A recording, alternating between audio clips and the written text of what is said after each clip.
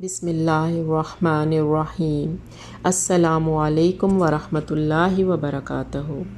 عبداللہ بن ابی بکر نے کہا، میں نے حضرت انس بن مالک رضی اللہ تعالیٰ عنہ کو کہتے ہوئے سنا کہ رسول اللہ صلی اللہ علیہ وآلہ وسلم نے فرمایا، میت کے پیچھے 3 چیزیں ہوتی ہیں، ان میں سے 2 لوٹ آتی ہیں اور ایک ساتھ رہ جاتی ہے۔ اس کے گھر والے، اس کا مال اور اس کا عمل اس کے پیچھے ہوتے ہیں۔ گھر والے اور مال لوٹ آتے ہیں اور عمل ساتھ رہ جاتا ہے۔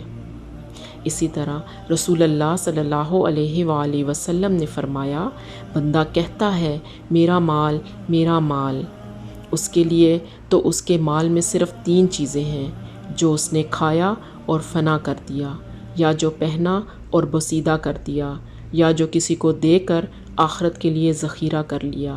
اس کے سوا جو کچھ بھی ہے تو وہ بندہ جانے والا اور اپنے مال کو لوگوں کے لیے چھوڑنے والا ہے۔ جزاک اللہ خیر۔